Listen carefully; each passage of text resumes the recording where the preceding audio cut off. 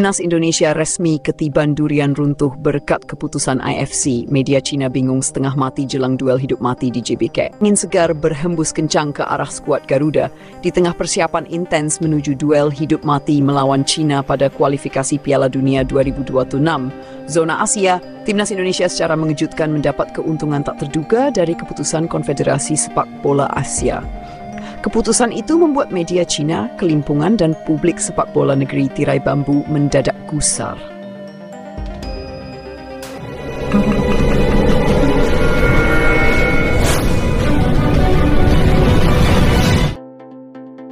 Situasi ini terjadi setelah IFC mengeluarkan keputusan final terkait status dua pemain kunci Cina, Xie Weneng dan Lin Liangming, yang sebelumnya sempat menjadi perdebatan sengit. Keduanya dijatuhi sanksi larangan bermain karena pelanggaran yang dilakukan pada laga sebelumnya.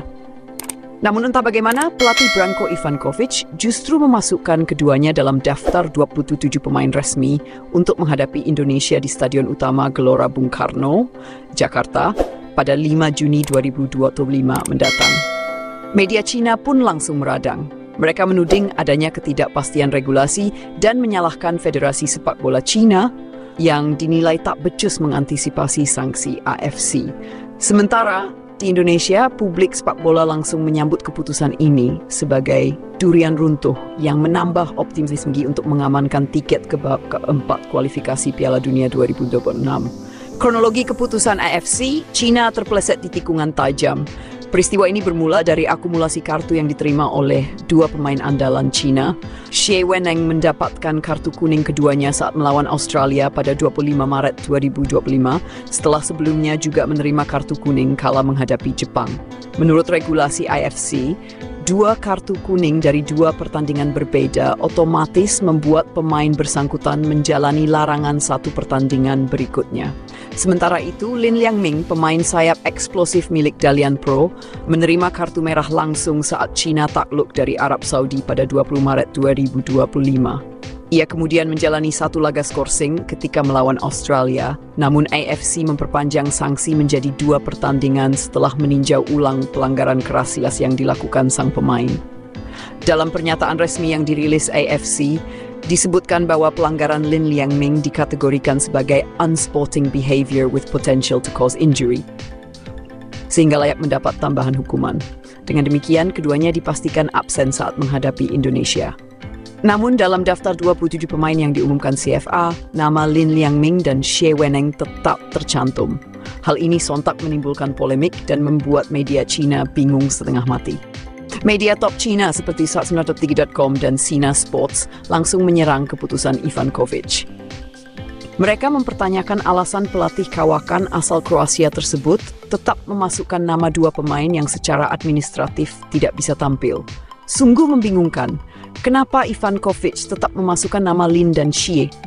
Apakah tidak tahu regulasi IFC? Ataukah ini sekadar strategi psikologis? Tulis Sohu dalam artikel tajamnya. Tim Cina berada dalam kondisi genting, tapi kita justru dipimpin oleh pelatih yang tidak sensitif terhadap regulasi. Ini memalukan. Tambah media tersebut dalam kritik terbuka terhadap Federasi Sepak Bola Cina. Lebih lanjut, Sat6.3.com menyoroti kondisi lini tengah Cina yang dianggap keropos tanpa kehadiran Xie Weneng.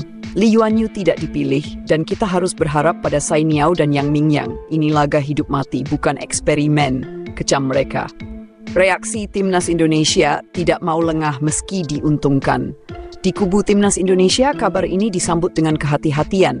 Pelatih Patrick Kluivert yang sudah memimpin pemusatan latihan di Bali sejak awal Mei menegaskan bahwa anak-anak asuhnya tidak boleh terlena.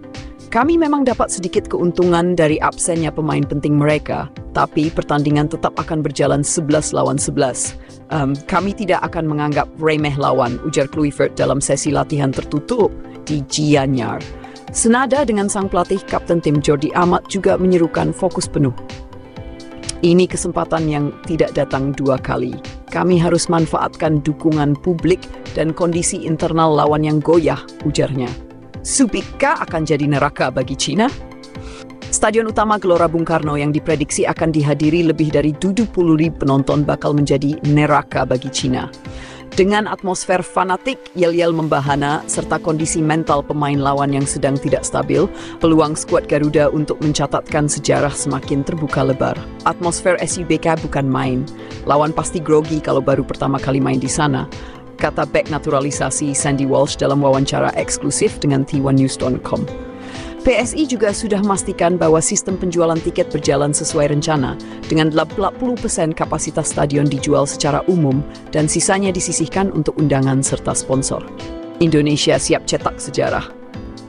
Klasemen sementara Grup C menunjukkan bahwa timnas Indonesia kini bertengger di posisi 2 dengan 9 poin, unggul 3 angka dari China yang menghuni peringkat ketiga. Artinya, hasil imbang saja sudah cukup bagi Indonesia untuk menjaga peluang lolos ke babak selanjutnya, terutama bila berhasil mencuri poin dari Jepang pada laga terakhir. Namun skuad Merah Putih tentu tidak ingin bermain aman. Target utama adalah kemenangan, bukan sekadar hasil seri. Ini momentum kita. Kalau bisa menang dan lolos dengan gaya, kenapa tidak? Ini waktunya menunjukkan bahwa Indonesia sudah naik kelas, kata Denny Lanzat, asisten pelatih yang mendampingi Kluivert. Sementara itu, media Vietnam dan Malaysia ikut menyoroti situasi pelik yang menimpa China. Media Vietnam The Thao 22 bahkan menyebut China sebagai tim dalam kekacauan dan menyatakan bahwa Indonesia pantas meraih kemenangan mutlak. Jelang duel, semua mata ke Jakarta. Aroma ketegangan makin terasa menjelang duel yang digadang-gadang sebagai laga penentu nasib di Grup C. Tiket ludes, hotel penuh, dan antusiasme publik mencapai titik klimaks. Laga ini diperkirakan akan menjadi salah satu pertandingan paling disorot dalam sejarah sepak bola Asia Tenggara. PSSI pun mengingatkan supporter agar menjaga ketertiban dan tidak menciptakan kerusuhan, mengingat pentingnya reputasi Indonesia sebagai tuan rumah laga internasional. Dukungan supporter sangat vital, tapi harus tetap dalam koridor sportif dan damai, ujar Ketua Umum PSSI Erick Thohir dalam konferensi pers.